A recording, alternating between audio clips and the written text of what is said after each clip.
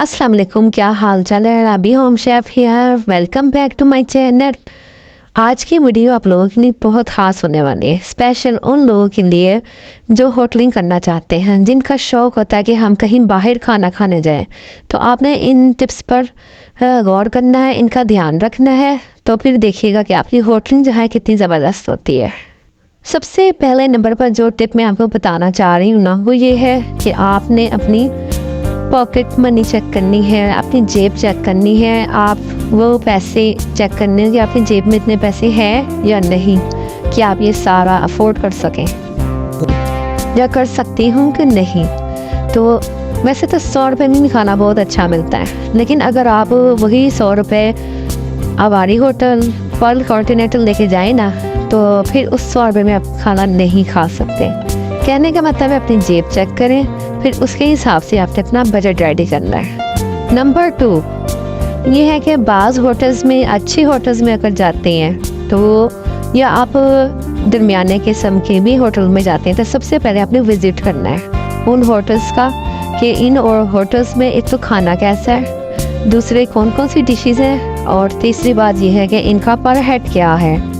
तो आपने कुछ होटल्स में डिशेस का होता है सारा रेट वगैरह, और कुछ होटल्स में पर हेड का हिसाब होता है कि, और वो पर हेड जाता है 7,000 से 25,000 तक। तो आपने ये सारा चेक एंड बैलेंस करना है कि आखिर आप किस कैटेगरी में फिट आते हैं, तो आपने उसी कैटेगरी को चूज़ करना है। तीसरी बात यह है कि आप जिस होटल में जा रहे हैं वहाँ पर किस किस्म का खाना खिलाया जा रहा है, कैसे खिलाया जा रहा है, वहाँ पर कोई ज़मीन पे बैठ के खाने का सिस्टम है या चेयर टेबल लगी हुई है। तो अगर चेयर टेबल लगी हुई है, वहाँ पर कटलरी का सामान रखा हुआ है, तो आपने ये सोचना है कि आपने इस बात का ख्याल करना है कि आप छुरी कांटा और वो जो है वो चम्मच इस्तेमाल करना आता हो। अगर चाइनीज़ होटल में जा रहे हैं तो आपको चॉपस्टिक का इस्तेमाल आता हो।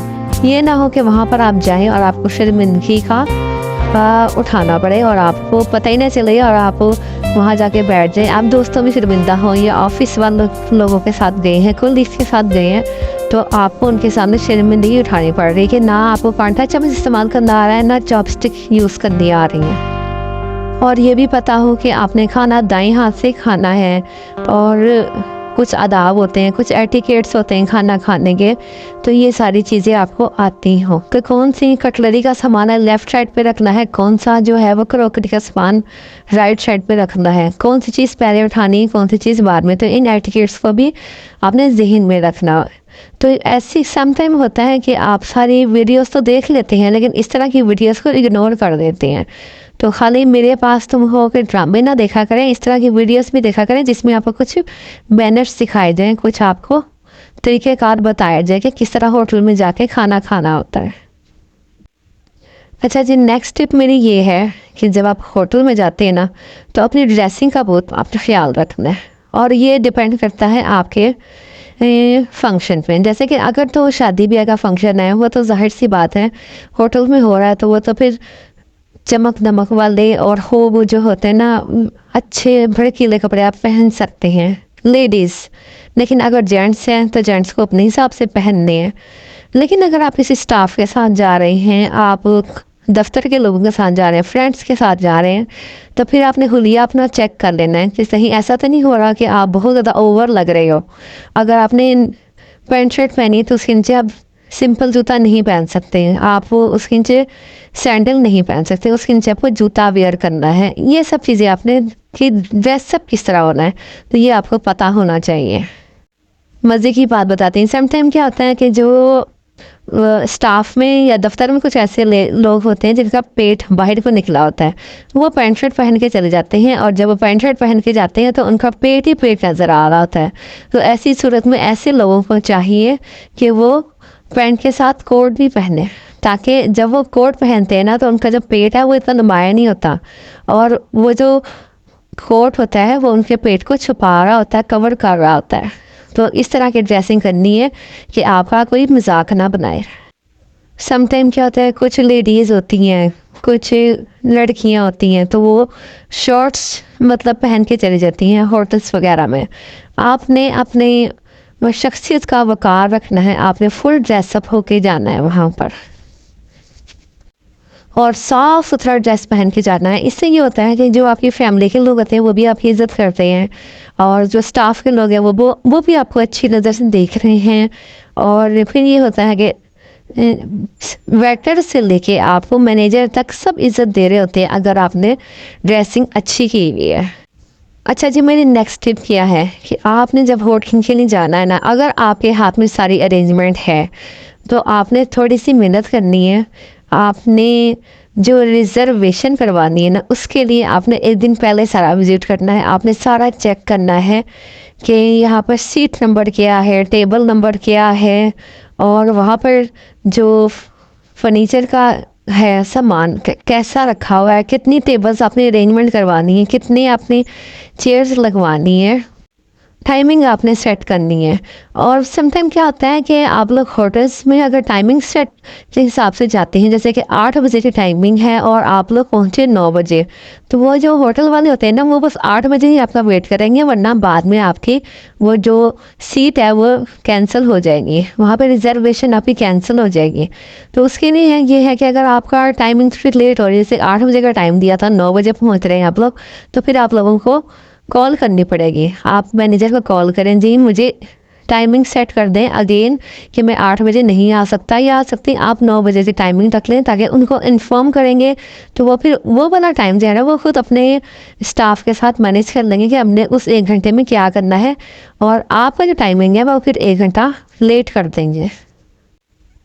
कॉल करने का मकसद ये होता है कि आप ख़ुद को सिक्योर करवा लेते हैं और इस तरह आप इंसल्ट से भी बच जाते हैं और आपके अंदर एक वो नज़र आती है कि जी एटिकेट्स नज़र आते हैं कि इसको एहसास और ख़्याल है कि मैं लेट हो चुका हूँ या लेट हो चुकी हूँ।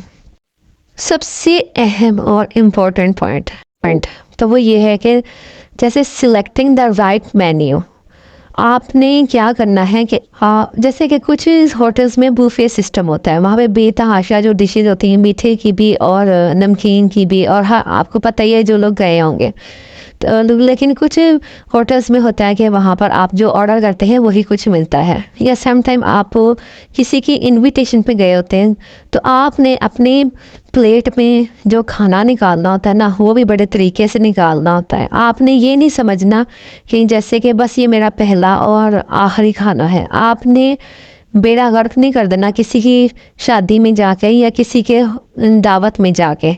आपको इतना पता होना चाहिए कि मैंने अपनी प्लेट में क्या कुछ निकालना। सारे डिशेस का निकालना ज़रूरी नहीं है, बल्कि जो आपको पसंद है पहले थोड़ी थोड़ी निकालें, देन जब वो आप खा चुके हैं, आप ख़त्म कर चुके हैं, फिर आप दोबारा से लें।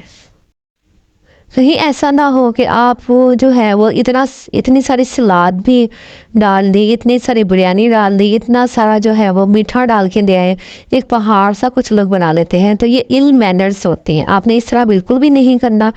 ये कुछ लोग कहते हैं कि चलो जी इधर से ले लेते हैं टेबल से ज़्यादा सारा, और वहाँ पे क्योंकि मेरे 4 बच्चे भी बैठे हुए हैं तो चलो वो भी खा लेंगे। बातें पता चलता है कि वो लोग भी अपना सेपरेट लेके बैठे हुए हैं, तो फिर जितना खाया और बाकी छोड़ दिया। और आपको पता है कि ये फिर ज़ाया जो चीज़ होती है उसके लिए अल्लाह ताला सख्त नाराज़ होता है। तो ऐसा आपने कुछ भी नहीं करना, आपने बैनर्स का ख़ास तौर पे ख्याल रखना है। बेशक दोबारा लेना पड़े, लेकिन आप जिस वक्त फ़र्स्ट टाइम कुछ भी खाने के लिए लेते हैं ना तो वो आपने थोड़ा थोड़ा ही सब कुछ लेना है। ओके जी, नेक्स्ट पॉइंट है कि आपको सर्विंग बहुत अच्छी आनी चाहिए। आपको पता होना चाहिए कि जब खाना दूसरे को देना है तो कौन सी प्लेट पहले देनी है, छोटी प्लेट देनी है, बड़ी प्लेट देनी है, साथ में क्या कुछ देना है, चम्मच देने हैं, कांटा देना है, नाइफ़ देनी है, आपको ये पता होना चाहिए। और इसके बाद आपको ये भी पता होना चाहिए कि आपने how to drink soda water and cola water, आपने सोडा वाटर कैसे पीना है और आपने कोला वाटर कैसे पीना है। कि पाइप लगा के आप पी रहे हैं तो उसमें से आवाज़ नहीं आनी चाहिए। इसी तरह अगर आप विदाउट पाइप ग्लास में पानी पी रहे हैं या कोई वाटर ड्रिंक वगैरह पी रहे हैं तो उसको किस तरह घून घून पड़ के पीना है आपने पानी।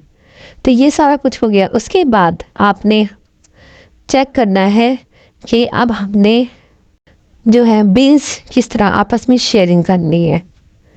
कभी कभार तो ऐसा होता है कि आप किसी के इनविटेशन पे गए हुए हैं तो वहाँ तो आपने, अगर आपने अरेंजमेंट की है या फिर किसी और ने की है, तो वो तो सारा बिल्स आल टू आल वो एक बारी पे हो जाएगा। लेकिन सम टाइम क्या होता है कि हम आपस में कर लेते हैं कि जी सबने पेमेंट देनी है, वन बाय वन सबके पैसे कलेक्ट किए जाएंगे या फिर कोई एक बंदा कलेक्ट करेगा। तो ये सारा कुछ आपने पहले से ही आपने वहाँ पे कर लेना है मामला, होटल में जाने से पहले। ऐसा ना हो कि जब आप खाना खा चुके हैं और आपको फिर बिल की प्रॉब्लम आ रही हो कि अब जो है ना बिल कौन पे करेगा। खाना तो खा लिया लेकिन बिल कौन पे करेगा। तो अगर शादी वगैरह में गए हैं तो उस टाइम तो आपको कोई इतनी प्रॉब्लम या परेशानी नहीं होगी। आपको पता है कि जो भी जिसने भी ये सारा अरेंजमेंट किया है वो खुद ही बिल पे करेगा। तो लेकिन जब आप निकलते हैं बाहर और उसमें ये सिस्टम होता है कि अमेरिकन सिस्टम के सब ने अपना अपना करना है, तो वो फिर पहले से ही डिसाइड कर लें कि इकट्ठे पैसे करने हैं या फिर वन बाय वन अलग अलग सब ने अपना अपना देना है। ये ना हो कि वहाँ जाके आपको इंसल्ट हो जाए आपकी और वहाँ जाके आपका तमाशा बने। तो इससे बचने के लिए आपने ये सारे मैनेजमेंट पहले ही देख लेनी है। वैसे तो बहुत सारे पॉइंट्स हैं क्लियर करने वाले, तो लेकिन जो कुछ मेन पॉइंट है वो मैंने आपके सामने पेश कर दिए हैं, आपको बता दिए हैं। आपने इन बातों को ख्याल करना है। चैनल पर नए हैं तो चैनल को सब्सक्राइब कर दें। वीडियो अच्छी लगी है तो उसको शेयर भी कर दीजिएगा दूसरों के साथ और बेल आइकन ज़रूर प्रेस कीजिएगा।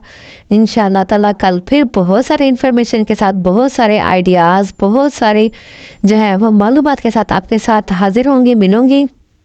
तब तक के लिए रखिए अपना बहुत सा ख्याल। अल्लाह हाफिज़।